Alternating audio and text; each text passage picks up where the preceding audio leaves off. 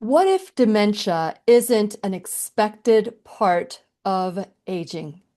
I know that I've heard some statistics that have just brought me just to my knees when you think that now we're being programmed and prepared for, hey, this is as good as it's going to get. But what if there were natural, proven, and productive ways to retrain your brain, to tune into whatever it is that other people are calling dementia, and you're able to reverse it, prevent it naturally right now, starting today? Well, fortunately for us, we are learning with our favorite brain whisperer, Dr. John Silva, DC. He is the leading expert in brain and spinal health, and he's going to help us uncover the powerful ways that we can do everyday steps to prevent cognitive decline and deepen our cognitive skills so that we don't have to face whatever that prognosis is or whatever that data is out there, that it will bypass us and we can live the life that we want. Well, get your paper and pencil because I am going to be taking lots of notes today. As you know, my mom has advanced dementia and I've seen her decline and it isn't pretty. But you know what? We are making it as lovely and as humanly possible for my mom. But not everybody has that good fortune. And so I just want to encourage you to learn as much as you can, open your mind, because we're going to learn and grow together. And when you need a friend, you can count on me. I'll be right here waiting for you.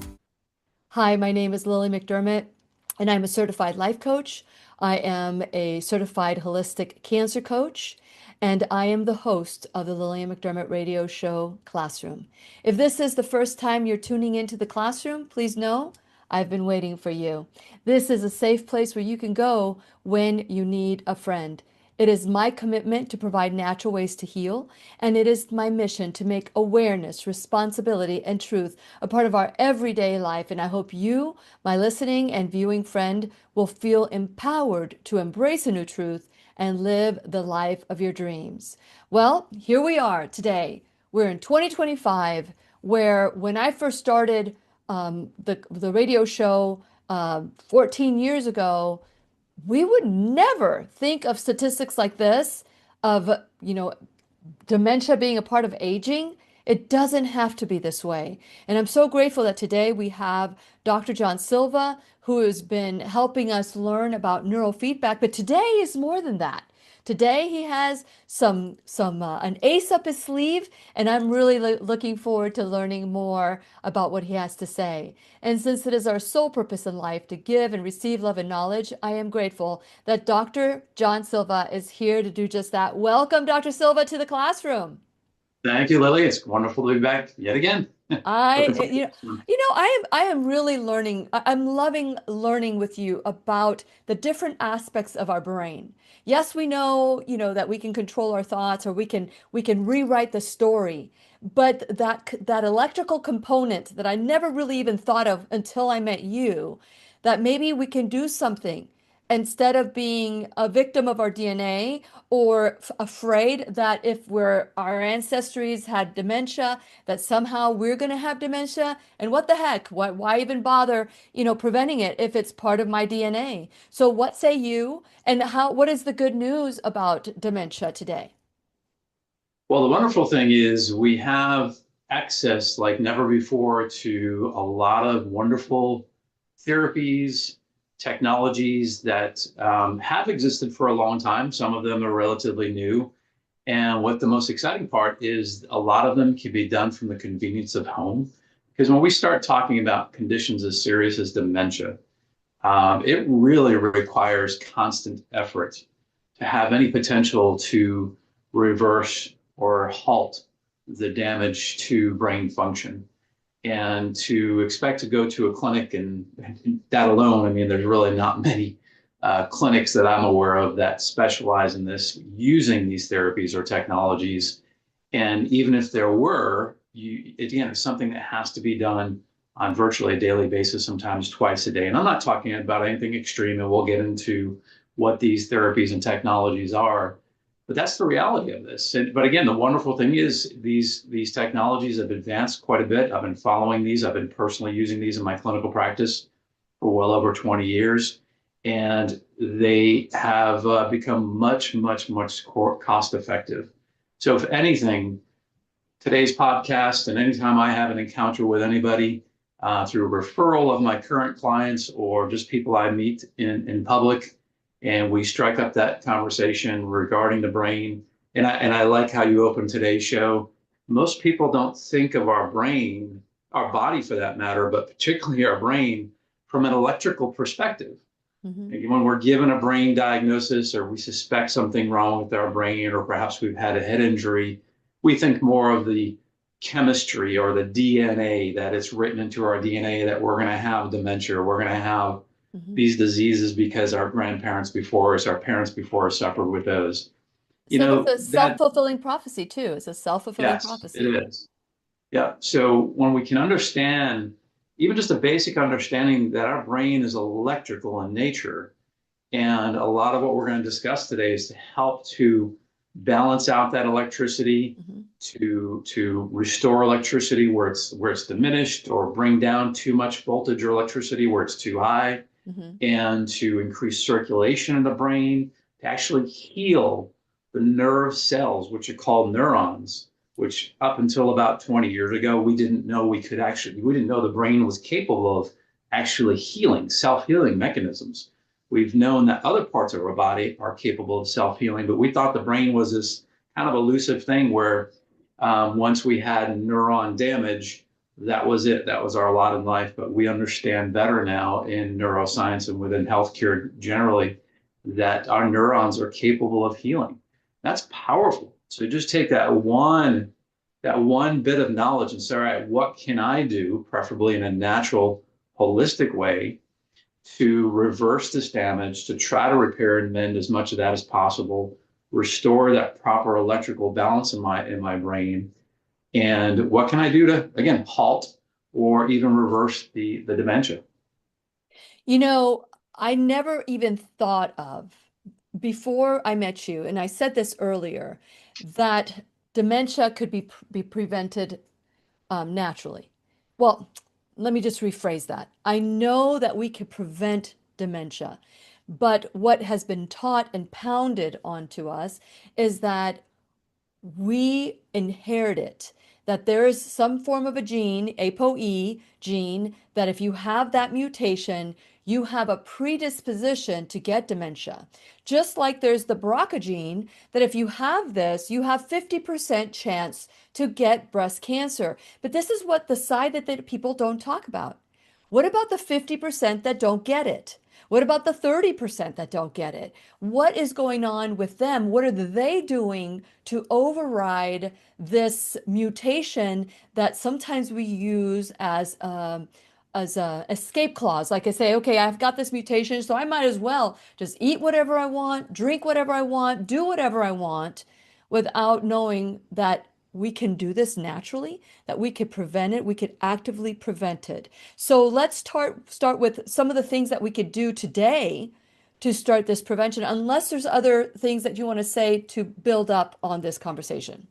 Yeah, let's just touch on dementia. Of course, we've all heard the term, we've used the term. Again, we may be suffering varying degrees of this. And as any other conditions that we've spoke about on these podcasts, realize there's a broad spectrum or range of dementia. It could be the basic, and I'm seeing this now in I call them kids. I'm in my mid-50s, but kids in their 20s now starting to have forgetfulness that is typically associated with 50 and beyond, now happening in young kids, young adults, and that's scary. But that forgetfulness and common examples. You walk into a room, set out to do something, a simple chore or task, you walk in and you completely space out and blank out. Why did I walk in here? You try to retrace your steps to see if you can regain what that thought was.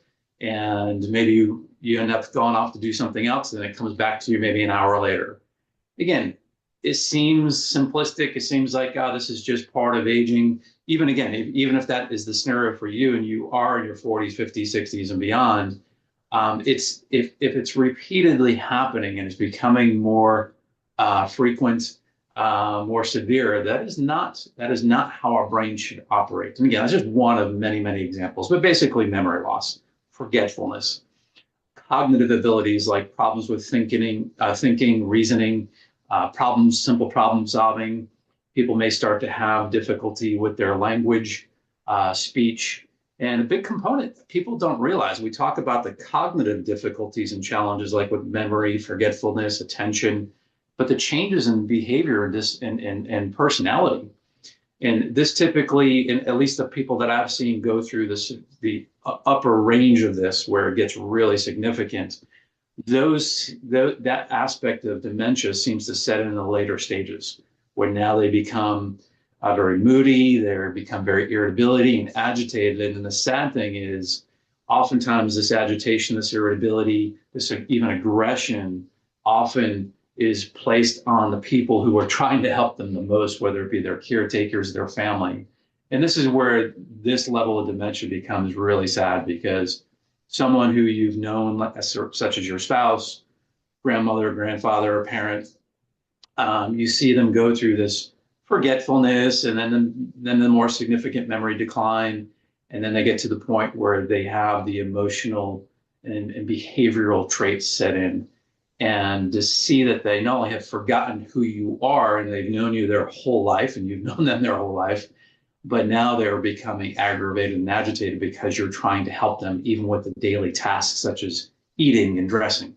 Yeah. And that's really, really sad. And it does not have to be that way. Yeah. And it's a shame. I was looking up a stat this morning. I was just curious what the current stat is. The lifetime risk of developing dementia currently above the age 55 is 42%.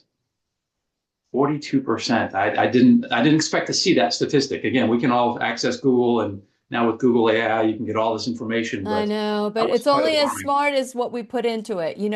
I heard a statistic 50%, and that was just Mhm. got me to my knees. But 42, 50, that's still too much. That's still too much. And you had talked about, at the age of 20, children, Mhm. young adults are experiencing cognitive decline, dementia-like symptoms. How much of it is, the world that they have been brought up in with so many distractions? And I don't know if I said this to you one time. I said, when I started the show, which is now a classroom, when I started it, I was told, oh, you need to do like 15-minute segments, 5 to 15-minute segments. Don't go beyond that, because the attention span of the people that are listening won't go beyond that. So I said, no, you can't dive in deep and learn unless you are going longer than 15 minutes. You've got to, dedicate some time to this. And so now I was told, like in the past, I was just recently said, oh, do a 5-minute video. Like do a 5-minute video, and that's it. That's all you need to do. And then people, if they're interested, they can watch the 1 hour video. And then now it's like a 20-second short. It's getting shorter and shorter, and we're rewarding this behavior by creating and placating to this short-term like memory loss. So do you think that some of this is the environment, nutrition, drugs, pharmaceuticals, distractions from doing too many things like playing games, video games, getting all that reward? Or is this our DNA? Is this something that, I've never even thought of that could be prevented just Yeah. this early? Yeah, great question. So yeah, let's touch on that. How do we develop these kinds of things, Yes. dementia? So it comes down to four primary stressors. And I know we've discussed this before, but physical stressors to our body. And we're talking over a course of a lifetime, what I call the bioaccumulation of stressors. We have physical, chemical, emotional. You know what? It wasn't up until recent years that I started adding the digital stressors. So let's touch on each really quick. So physical stressors. These could be head injuries that you've suffered in the past because of Simple things around the household, hitting your head really hard on a cabinet. Yeah, it didn't land you in the hospital. Maybe you got a little welt in your head, little dazed for a little while, but that can be enough to start to cause some functional disruption to the neurons uh, in your brain. You don't feel the effects right away, but it can come on to affect you sometimes weeks, months, even years down the road. Of course, taking into consideration our bigger physical stressors like car accidents, head traumas, especially the ones that do land us in the hospital with a head injury of some sort. So all these things can affect the way our brains function and even cause damage to those neurons. Okay, and again, it may not be realized right after that injury. Sometimes we'll start to manifest in symptoms like dementia-like symptoms and time after. So we have physical stressors and we have biochemical stressors. And again, this is we could spend a whole podcast just on this, but this is from food additives. This is from just improper nutrition, just not getting the right balance of our macronutrients, our proper ratio of proteins, fats, carbohydrates. I mean, unfortunately, in most Western civilizations, especially here in the United States, so much is geared towards sugars, refined carbohydrates. You know, that creates inflammation throughout the body and the brain. That is a chemical stressor. Keep repeating that process every day of your life. Yeah, your neurons are going to suffer. Your brain function will suffer. Okay, and then take into account the water that we're drinking, the stuff that's being permeated in our ear from geoengineering, which is now a known thing. It was considered conspiracy theory for many years, but here in our great state of Florida, just last week, I don't know if you saw the news, but we have passed legislation to ban geoengineering, or AKA, oh my gosh, Fluoride? just Fluoride? chemical spraying, basically, yeah. Yeah. Chemtrails. So yeah, I mean, these things precipitate. They're loaded with aluminum. We have heavy metals in our body, of course, pharmaceutical medications, vaccinations. All these things add to this chemical soup in our body, and it affects our neurons. It affects all of our cells throughout our body, but Yeah. our brain especially is very sensitive to these chemicals. Yeah. So physical, chemical, emotional. I mean, who doesn't experience emotional stressor, at least on a daily basis? And again, there's varying degrees of all of these stressors. Of course, we can have the big traumatic events in our life, those big emotional events, loss of a loved one, loss of a pet, financial struggles, change of career, loss of career, I mean, you name it. But then we have just the day-to-day stressors. So all these things compound on a daily, weekly, monthly, annual basis. And the next thing you know, you're at a point, and like I mentioned earlier, could be in your 20s, because a lot of kids born nowadays are already suffering some of these physical, chemical, and emotional stressors, sometimes right out of the womb. Now, the one that I've added in the most recent years is digital stressors, just as you alluded to. Okay. Yeah. Not only do we have the digital stressors of social media and what kind of information that's feeding our especially a young generation that kind of buy into a lot of this stuff, that they gotta look like this person, or they gotta fit this image, or they gotta be part of this group. It's a stressor. You may not see it, and especially our kids may not see it, but it is a stressor to our brain. It does not help brain performance, put it that way. Yeah. Okay. But take into consideration now the electromagnetic energy of our devices that we have in our hands, Yeah. in proximation to our body and our brain. Our brain, again, very sensitive to electromagnetic radiation. What do I mean by that? Take your typical cell phone. It has Bluetooth technology, Bluetooth, wireless Bluetooth frequencies that affect our body at the DNA level. Okay. It emits Wi-Fi or receives Wi-Fi. Okay, which again is a very powerful electromagnetic energy. And we also have our cell phone connection, whether it be 4G, 5G. That is even more powerful. And you have this thing in your hand, within your, or next to your head. And you look at the generation, I mean, they are pretty much, it is on them 24/7. Even when they sleep, they fall asleep sometimes with the thing right by their pillow, or they And you use it see as an younger alarm and clock. younger and younger and younger parents using the iPad, which my son was calling iPad babies, where that's how Mhm. they self-regulate. They just distract them. They Yep. give them a phone, they give them an iPad or whatever, and they're swiping left and swiping right at the age of 1. Yep. And so that th their bodies are being absorbed even more than these frequencies even more than we are, because at least we've got the muscle mass and all, and we're bigger. But a baby, it's they should forbid it. They should forbid it. They have, and there's been some studies, especially with infants, because their cranium isn't fully developed. So a lot of these electromagnetic energies completely pass through the cranium and affect the function and even the structure and anatomy of their brain. So again, we can talk for hours on this topic, but physical, chemical, emotional, and digital stressors is why we end up in a place where we have dementia, some degree of dementia, or any other type of brain-based disorder, as I call them. Now, to touch on genetics, and this is important because, again, person goes to the doctor, they're describing that they feel they may have dementia, or the doctor makes an official diagnosis of dementia, Alzheimer's, whatever it may be. Maybe they do order some blood tests, and perhaps they do have that genetic predisposition with the APOE gene mutation. So realize that of any chronic disease, okay, it's not necessarily genetic. Yes, you may have a genetic predisposition handed down from the generations before you for a variety of different things, including cancers, cardiovascular disease, and dementia or Alzheimer's. However, the expression of that genetic code is determined by your lifestyle. It's determined by the stressors, those four stressors we talked about on your body and affecting that genetic expression. So just because you have had a lab test determining, yes, I've got this gene, doesn't mean that's your lot in life.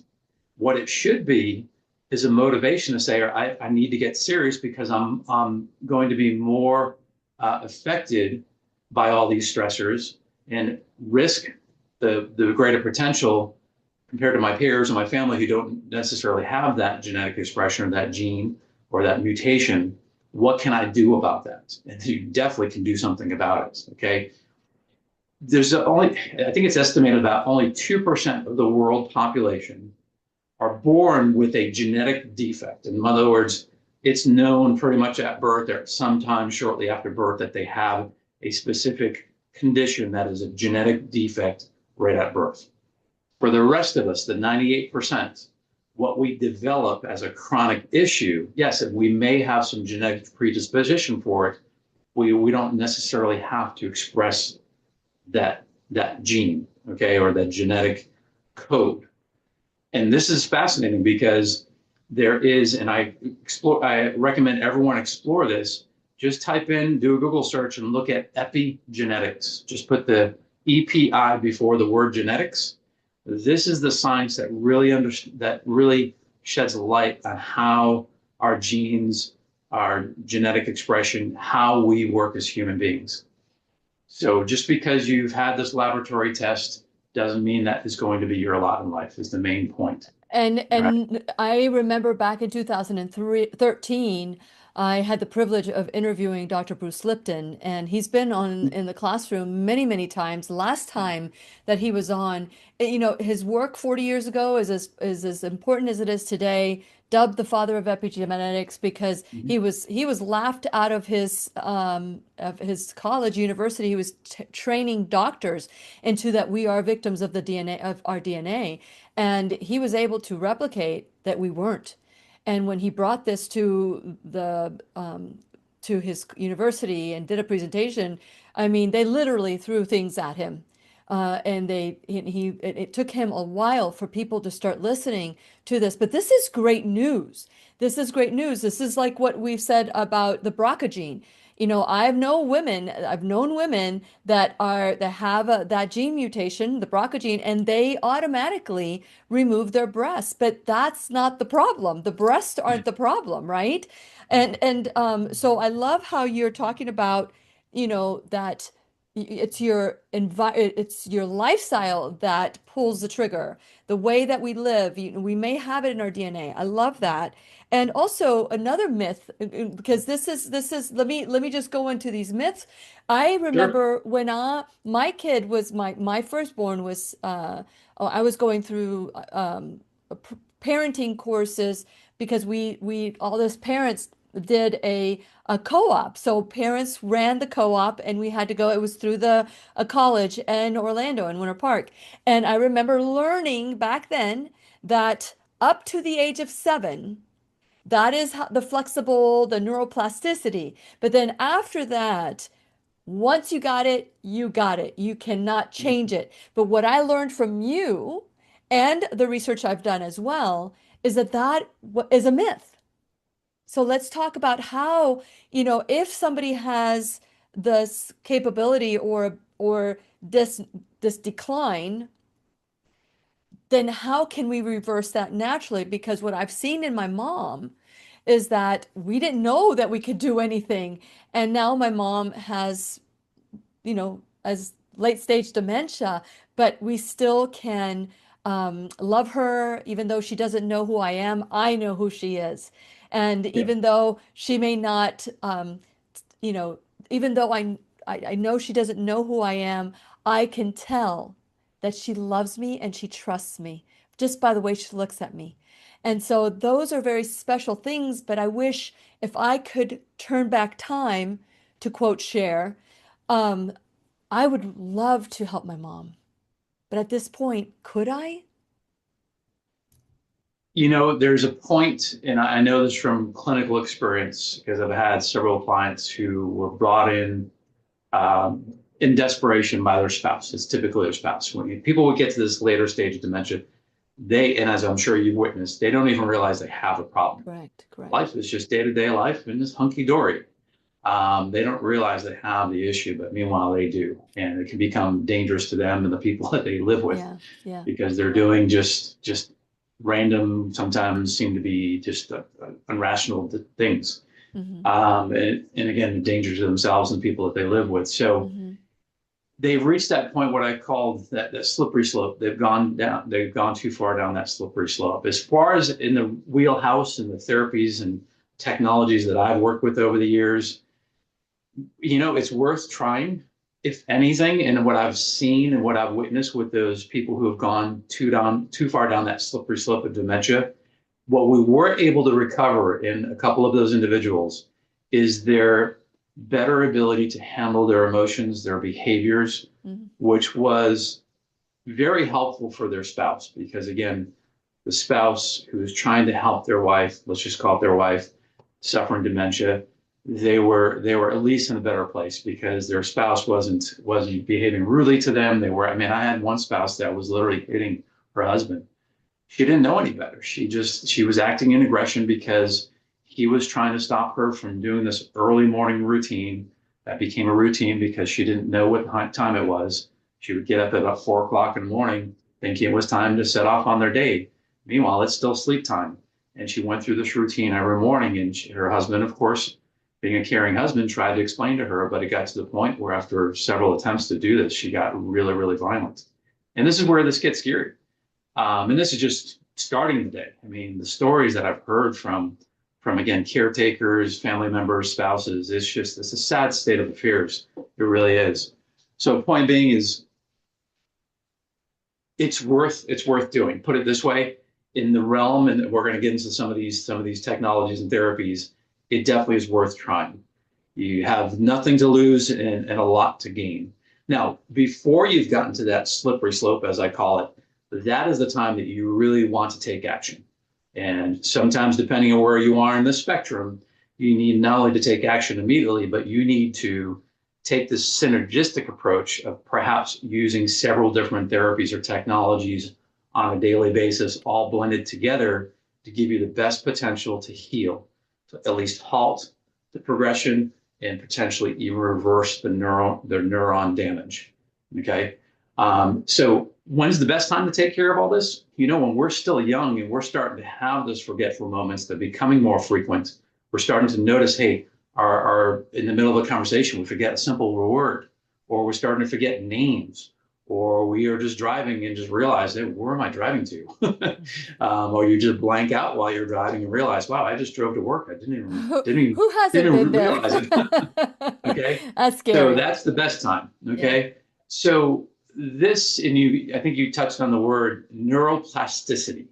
is the term. And I encourage everyone, a couple of keywords out of today's podcast. Again, epigenetics. Look up Dr. Bruce Lipton, The Biology of Belief. You really want to go down this rabbit hole. Also look up Dr. Joe Dispenza. In fact, he had a documentary that he released last year with a team of scientists, research scientists, and doctors. They've shown blood tests, they've shown EEG analysis, and they've shown even genetic testing using the kind of work that he promotes and the type of work that he teaches with his, which is kind of within my wheelhouse as well, on how people are reversing chronic conditions, even serious conditions, through just getting their brain functioning better, going into deep, deep states of meditation. And he's written books and he has videos out there. So Dr. Joe Dispenza is another one to look into, but it's really cool because they're seeing how they can actually change genetic expression. That's powerful. All right. Yes. So neuroplasticity, another term to look up, what that essentially means. And again, we didn't know up until about 20 years ago. As you mentioned, we thought it was once we had a head injury, we had too much chemical toxicity and our neurons were damaged. That was our lot in life. There was nothing to do, nothing we could do to reverse that or heal those neurons. We know now, and we've coined it neuroplasticity, is our brain's ability to create these new neural connections. Our neurons are basically, think of them as wires. We have billions of them in our brain that make up these complex neural networks. It's like a supercomputer. That's what forms our memories. It's what gives us the ability to have conversation, to drive our car, to have our emotional self and well-being, to be able to think, to be able to sleep. All of our activities are all through these interconnections, these electrical connections of our neurons, which are wires.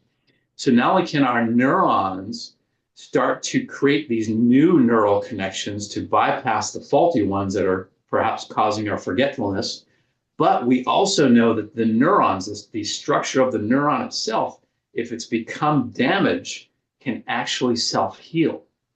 And there's actually videos you can see using electron microscopes where you can see neurons actually creating like almost like a growing plant under time lapse. You can see these neurons just kind of just reforming and reaching over to another neuron to make one of trillions of connections in our brain. That's called neuroplasticity. So our whole focus should be on what exists, what has existed that I can use to promote that neuroplasticity. If I could take everything that we're going to talk about here in the next half hour and what we've already discussed, and even on previous podcasts, what can we do to promote that neuroplasticity in our brain? Really, end of story. Okay. Now, let's look at traditional healthcare, and I'm not knocking it. However, when it comes to brain-based disorders, you go to your physician, whether it be a GP, neurologist, whatever have you, they're going to run diagnostics. They're going to come back with a diagnosis. And what do they have in their wheelhouse? They're not going to do surgery, again, unless you have something in a lesion in your brain or a significant inflammation that needs to be addressed, of course. But for your typical dementia, your Alzheimer's, there's no surgery. So we've ruled that out. So what do we have left? We have biochemistry, we have chemicals, we have drugs, pharmaceuticals. And again, I don't know what exists out there. I know they're always trying to find the next drug to help to stop or repair dementia. But as far as I know that exists, there's nothing that really works. And I Okay. can tell you right now that none of it worked with my mom. In Yeah. fact, I think, and that's to my knowledge, we, and the research that I've done, it's not something that has ever been a cure. There's no pill out there that has been a cure. Yeah. Or reversed it.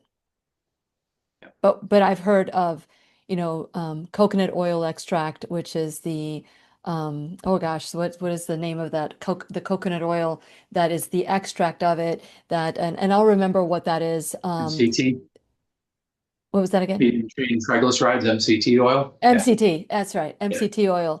That has helped with people even more than a pill. And reversing that inflammation. What's causing that inflammation? Yeah. So don't look at, again, seek the advice of your doctor, take their advice, but just understand, at least that I know of that exists, there's no pharmaceutical drugs or prescriptions that can really touch this. There really isn't. Okay. Maybe in the future, I don't know, but who wants to wait for that? Okay. And then just think of the premise of how a pharmaceutical works. Its intention is to try to work on a biochemical perspective. You have to understand the brain beyond just the biochemical. Yes, our brain, just as our whole body, is biochemical in nature, but our brain and our body, but especially our brain, is more bioelectric. When we can understand our brain and body as more of a bioelectric entity or a bioelectric functioning part or supercomputer, that's where we have the best potential to halt, even reverse that dementia. Okay, so let's dive in. What do we have out there to help enhance our brain function through this bioelectricity, Yep. reducing inflammation, increasing circulation? Because every part of our body also, we got to bring circulation into this because we need circulation for oxygen and for Mm-hmm. nutrients. Mm-hmm. When we deprive any part of our body or we diminish circulation, especially our brain is high demand for Yeah. circulation, nutrients, and oxygen, we're going to have problems. So what can we do to increase circulation to our brain? And there's some wonderful stuff. And here's the beauty about this. This stuff has existed for decades. We're talking 5, 6 decades. But for those of us listening today, this may be the first time you're hearing a lot of this stuff. But this has been within my wheelhouse and has now become within your Yeah, your I your know. realm It's last year my that we were passion. working Yes, together. exactly. Thanks Yeah. to you. But before we go into the wheelhouse and we Mhm. go into the nitty-gritty, I'm just going to shift gears a little bit and just ask all of you to share this video. Just share this video with all, because if 42% of people, according to statistics, we need to be generational pattern shifters. If 42%, then chances are you know someone that will either be diagnosed or has been diagnosed. And so share this video with love so that we can start preventing it, And so I want you to go to whenyouneedafriend.com. While you're there, please subscribe to the website. And like and follow me on all social media. Check out my sponsors. Support them the way that they're supporting the classroom. Check out my Shop Now bag. These are Lilly approved products that, let me tell you, I feel better today at the age of 62 than I did before my age of 50. So we get to reverse our aging by doing things that are healing to the body. And all of the products in the Shop Now bag are all Lilly approved. Last but not least, you can become an enrolled student in the classroom and you can donate $1 or $1,000 a month or a one-time donation or even just, your time, your talent, your treasure, whatever it is that you can donate to the classroom, all of it is appreciated.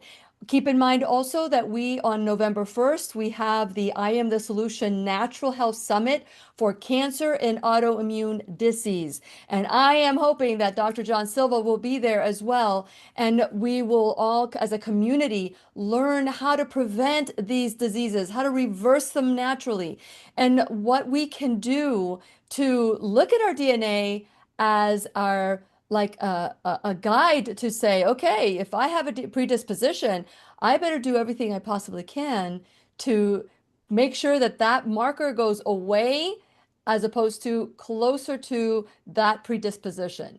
And so today we are talking to Dr. John Silva. Dr. John Silva, you can find him at Dr. John Silva. You can see all his information right here, and right behind him, all his information is behind him as well.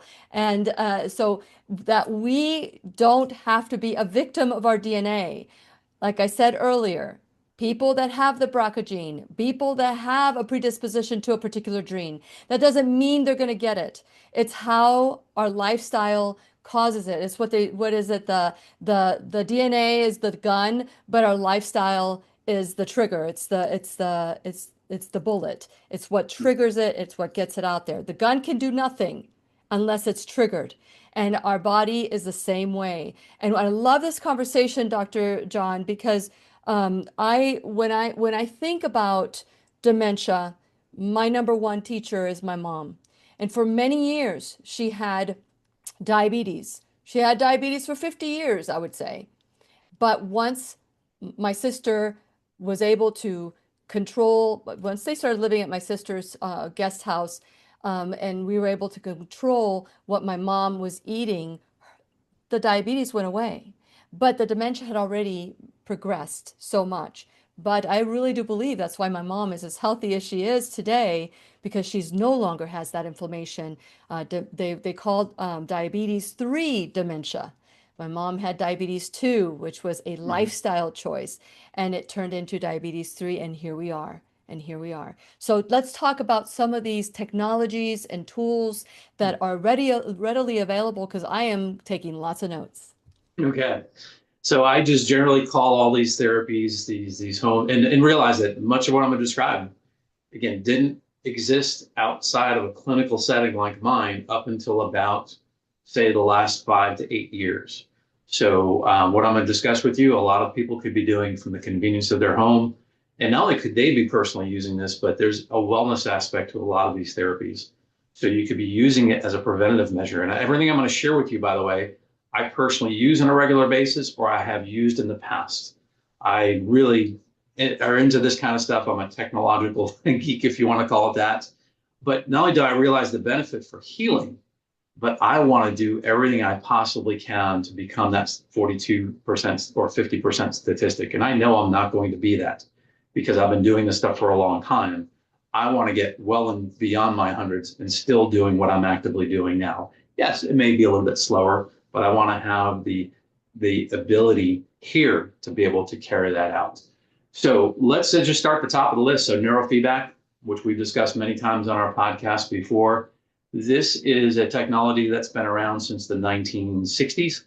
It uses EEG sensors to monitor brainwave activity and then provide the brain a feedback, either through video that fades in and out or audio like music that fades up and down, volume changes, to give your brain feedback to balance its electrochemical properties or its electrical nature. All right. So when we look at brain function, we measure brain function and we look at brain function through what are called brain waves. And those of us listening may have heard of our brain waves, like delta brain waves as they relate to sleep, beta brain waves, and so on. But what happens is throughout our lifetime, because of those four stressors, these brain waves can become altered. We can have, for instance, beta brain waves that are diminished in parts of our brain, which can lead to cognitive issues. We can have delta brain waves that are too high, which can cause a whole set of behavioral issues. So neurofeedback is a way, non-invasively, using feedback to your brain to get your brain to self-adjust. It's a simple exercise, typically a half hour, 3 times a week at minimum. You get to watch videos or listen to music while you do it, so there's almost no excuse to not do it. And with the technology that I'm using in this day and age, it can be done from home. I monitor my clients' sessions, if not in real time. All of the data is recorded, and that's the cool thing about this is as a person sits, no matter where they might be in the country or the world for that matter, I do work with people globally. They put on these headbands that have EEG sensors, and again, there's nothing emitted into the brain, no electricity, where there's sensors. The software or the app monitors their brain waves. They watch a video that fades in and out, their brain self-corrects. And while they're doing that half-hour process, all those data points are recorded, and I'm able to see that from my computer through my software on how their brain is performing. And we get to see their milestones as their brain and these brain waves are becoming more coherent and balanced. So neurofeedback therapy, and the reason I start with that is number one on the list because as far as that I know it exists out there, plus the additional technologies and therapies we'll get into in a moment, that is the most direct way, in my opinion, to influence our brain function for the better. Okay. Absolutely. And I want to add to that, Dr. Silva, that we're going to give away anyone who texts me, whether you're listening today or you're listening another time or watching today or watching some other time. So whether it's podcast or social media, I want you to know that if you text me or email me at lily@whenyouneedafriend.com or text me at 407-373-5959 and you tell me that you would like your free copy, we're going to send you the webinar of Rewiring the Brain 2.0 for free. Also, if you would like a extended consultation with Dr. Silva, you need to reach out to me at Lily at whenyouneedafriend.com, and I will send you a link. And that way, Dr. Silva knows that his time here is worth it to come here and share this information. And then you will get to be able to watch the video or listen to it, depending on what you would like. It was a great presentation. You did a great job, Dr. Silva. And I just think everybody needs to have this. They deserve it, and this is the main gift for going into the 14th year of the Lillian McDermott Radio Show classroom. So this is one of the gifts that I'm giving to everybody, and I really appreciate you for allowing this to happen. So thank you. Of course, you're welcome. And yeah, looking forward to whoever might be listening. Take advantage of that gift. Take that gift Yes, graciously and let's I talk. know. Yes. Yeah. So, and by Okay. the way, again, if I haven't already mentioned this, everything we're going to discuss, non-invasive, non-pharmaceutical, really no risk of any side effect that I'm aware of. And I've been doing this stuff for a long time. Hmm. So next on the list, and in no particular order, but again, other than neurofeedback being on the top of that list because it's the most significant impact on brain function, but would be brainwave entrainment therapy. Yeah. So brainwave entrainment is using light and sound stimulation, basically light through usually LED diodes, light emitting diodes through specially designed glasses that are pulsed at specific frequencies to affect how our brain waves function. Again, easy to do. And I'll just share with you an example of one of several devices I use. So these are specially designed glasses. If you can see those, can you see those, Lily? Yes. Okay. So for those of you listening in, you'd have to imagine this is a pair of glasses, almost like sunglasses with big lenses that have these cutouts that allow you to read a book. You could be watching television. You could be scrolling through social media on your iPad. The glasses are simple enough. You could literally be doing chores around your household. But if you look at the backside of the lenses, you see these LED diodes. And these LED diodes are programmed at specific frequencies depending on what we're trying to do to heal our brain. Nice. So whether we're trying to address anxiety, lift our mood out of depressive states, or we're trying to lull ourselves into sleep or lull our brain into sleep, or we're trying to give our brain a boost to be able to improve our cognitive abilities, we can actually program in specific frequencies, put these glasses on, typical session runs 20 to 30 minutes, go about our day doing whatever we're normally doing anyway, and actually providing therapy for our brain. And again, Wow. this is for years, for many, many decades. All right. Wow, So you've that been holding out on us. Whoa, this is the first time I've seen we're going to this. start incorporating this with your neurofeedback. And this is where this type of work is really exciting, is because when you start combining these, whether it's doing it at the same time or doing these therapies spaced out throughout the day, and again, they're not hard to do. They're not going to take away from any time that you're not already doing something else. Like I just said, you could literally be doing something such as an activity as being on your iPad or your phone, making a phone call, going about your household chores and have glasses on and Yeah. you're getting brain therapy. Yeah, but Dr. So, but Silva, what's, do yeah, you allow the lights to shine in your eyes, or do you have to close your eyes? Because many of no, no, the brain entrainment, you close your eyes, so you can have this your you can eyes have your eyes open. open for this one. Yeah, we can Great, do it either way. And with eyes open, you just set the intensity of the light so you can just sense the lights blinking without being distracting. very So you good, can very still good. watch your television. You can still go ahead and about your household chores. Obviously, you wouldn't want to use this out in public, although it'd be a great I way was to just start gonna a say conversation. Maybe I should start that. doing I that. hear and obey. Okay. And I definitely would not drive with them, but from a home setting. And this is again, in fact, this is one of the first brain-based therapies I brought into my practice many, many years Really? ago, and then evolved into bringing in neurofeedback. But it's this synergistic effect, kind of layering these therapies, that is going to give us the most profound effect to have this the best potential to either halt or reverse that dementia. So I Nice. want people to understand that this is not just a one and done, a one fixes all, and realize this is going to take some work. Yes, it'd be wonderful if there was some magical pill that we could just pop in our mouth every morning with our daily breakfast and we can halt and reverse our dementia. The fact is, right now in this time and place, it does not exist. You've got to put some work and effort into this, but it is not hard. And again, you can utilize these things with your current daily activities. So there's almost no excuse. And by the way, for the older generation, these technologies, again, you're new to hearing these things. They're not complex. If you can operate your basic cell phone or you can turn on a computer and at least navigate the internet. You can use these technologies. They are very, very simple. So don't be intimidated by the fact that, again, it's something new and you've never seen this before. So brainwave entrainment. Next would be brain photobiomodulation therapy. That's a long word. What that means is basically the application of some form of light therapy directly on the head or the brain. And that light therapy can be in the form of either laser diodes or LED diodes. When it comes to brain-related issues, we typically use LED diodes. And again, this is a therapy or a technology that has been in existence for decades. You can go and do research on any of these things that I'm discussing, and you'll see there's a plethora of research studies, both at university level, research labs, and big clinical studies that have been done.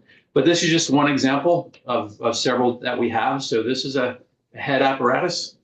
And if you can see it, these are LED diodes, almost similar to the glasses, except these serve a different role. These have a higher, what we call power density, to be able to get through our skull and to be able to, and basically what we're trying to do here is increase circulation to the brains.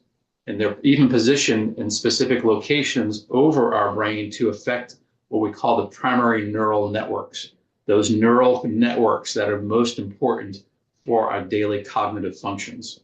Now, Again, how similar is this to red light therapy?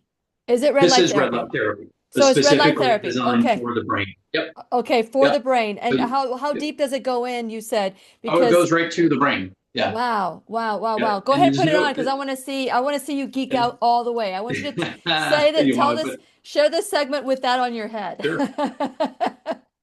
really There you go. simple. And it doesn't burn, there's no heat. This is not lasering your brain as if in a surgery, but this then plugs into a control module, simple on and off button. And again, you could be sitting watching television, reading your book. You could be going about your day. The control module is small enough to fit in your pocket. You could be going about your household chores, doing a brain therapy, and this is best done daily.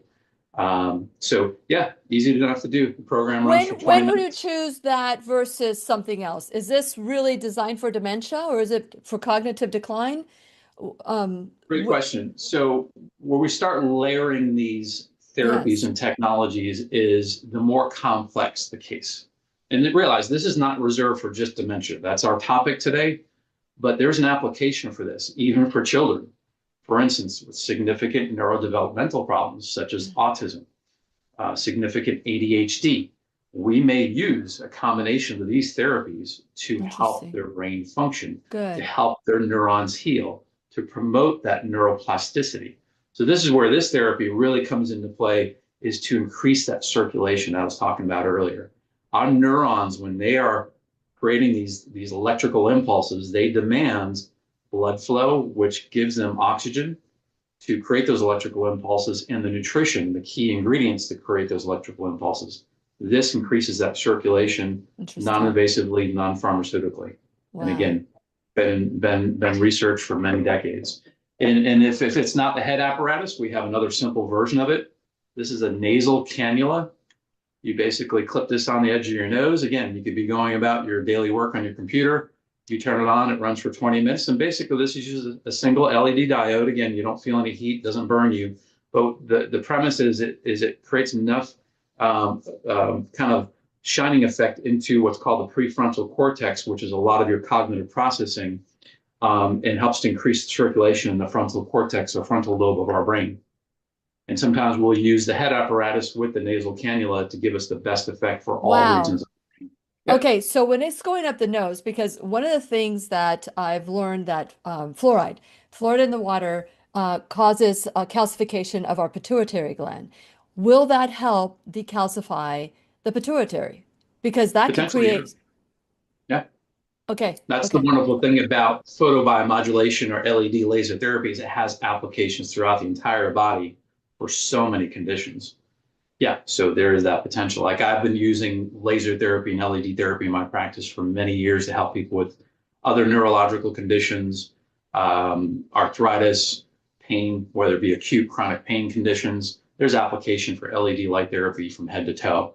But specifically, as I'm showing you, and what we're discussing today is specifically to increase that blood flow, that oxygenation I love for the that. brain. I Yeah. love that. Yeah. What is, because we've just got about a minute left to our class today, our pod class, and I just wanted to make sure that you speak to those concerns of people that say, oh, this is too expensive, or I won't be able to manage this. What is your reply to them?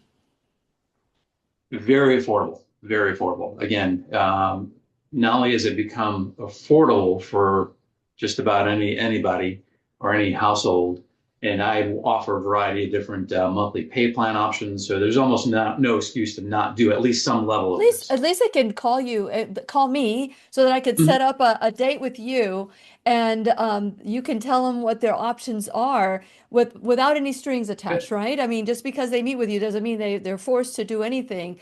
But I love this. I want to try some of this stuff. I want to see because I've Of been course. doing, well, you know that I've been doing the neurofeedback. All of you who are tuning in today or for the first time and you don't know this, but for a whole year, and this is part of the webinar, the Rewiring the Brain 2.0, and why I'm so passionate. I've seen incredible change in me, especially after the car accident in 2017, which kept me from doing the growth of like syndicating and all of that because I just couldn't handle it. It's just I had to, what took me an hour to research was now taking me 4 hours to research. But you know what? I was willing to do it because I wanted to make sure that the classroom did not get sacrificed.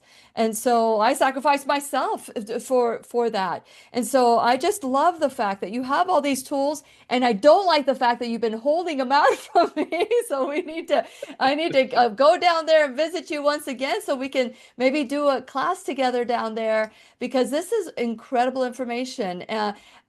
So is there anything else? We got like less than like 30 seconds. If for anyone, if this piqued any curiosity, schedule that appointment, whether it's for yourself, your child, a loved one. Again, we're talking dementia today, but again, we're talking the brain, which is every aspect of our life. Wow. So schedule that consultation. Let's just open up the conversation, see what the next best step is as far as evaluating what you have going on or your loved one has going on. And let's just take one step at a time. I know this may be daunting, overwhelming. I'm showing you several different therapies. We start with neurofeedback typically. Some people, they do fine with just the neurofeedback. But again, we're talking dementia, which is a more complex condition. Yes, yes. Sometimes it takes this synergistic approach. And I want people to the takeaway is neuroplasticity, epigenetics, and the fact that these therapies and technologies exist. They can be in your home. You could be using these things, and you have the greatest potential Love that it. I know that exists within healthcare to halt or reverse that damage. Thank you so much, Dr. Silva. You are an amazing man, and I'm so excited that you're part of the classroom. And for all of you who are tuning in today and that will be listening or seeing this on the future, just know that there is Rewiring the Brain with Neurofeedback 2.0 webinar that I and Dr. John are giving you for free so that you can educate yourself so that when you know better, you do better. Let's reverse, let's set back those statistics to back when in the 60s where hardly anyone had dementia. Why is that? So let's make it a goal right now to start changing our life. And please remember, we'll be right here waiting for you worldwide at whenyouneedafriend.com. This is Lily McDermott and Dr. John Silva wishing you love, peace, joy, and unexpected abundance. Make it the best day ever. Good job. The opinions and advice expressed on the Lillian McDermott radio show are intended for the individual callers and guests on the program and are presented to our wider audience solely for general educational purposes. Please act responsibly and consult personally with your own medical, psychological, or nutritional expert before taking any steps to improve your life.